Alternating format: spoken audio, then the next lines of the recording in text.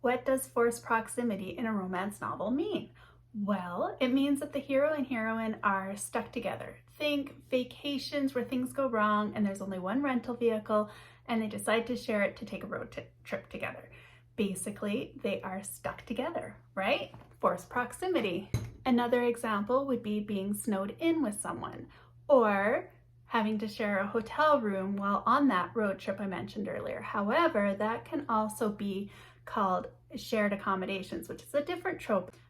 Mail order bride stories, marriage of convenience stories can also sometimes be forced proximity because you've got two characters living together who basically don't know each other and they're trying to make this fake new marriage thing work with a stranger. And the idea really is that you're stuck with somebody in an intimate way, even if they don't get intimate.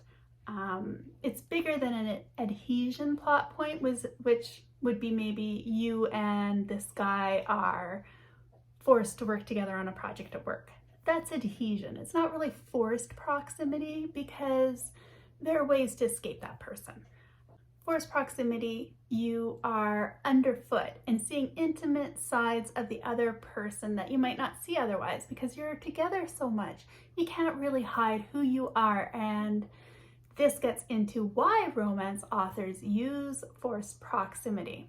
Well, what can I say, but it's delicious and fun and creates a natural tension between the characters because they have to put their differences aside and get together. So we see these characters at their best and we see them at their worst, and there isn't enough distance that they can hide, and the mask or facade that they keep up for other people, they can't when they're in forced proximity. They're just too close to the other person.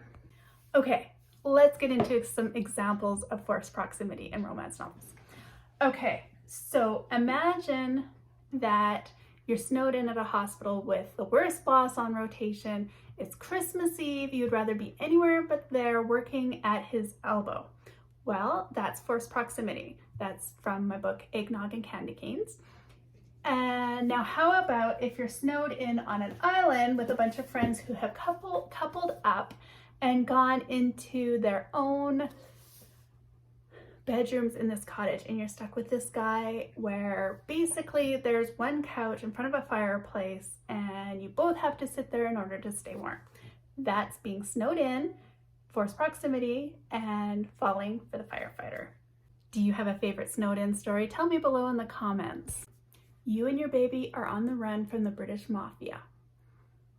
You need marriage protection in a different town, different country. Boom. Forced proximity and mail order soulmate. Okay, another marriage of convenience romance example would be The Wedding Plan. Basically, you and this other guy get married to help your businesses. You're living together, sharing a house, working on the same project. I mean, you can't really escape each other. There's definite forced proximity there.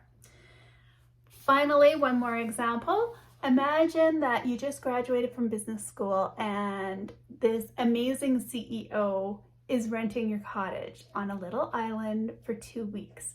You think that you are about to get a little break-in into the world of business, whereas he thinks he's taking a vacation. Natural conflict, forced proximity, shared accommodations, falling for the boss. Delicious, fun. Tell me in the comments below what your favorite forced proximity story is. And thank you so much for listening. Keep reading. Marriage of convenience romance example.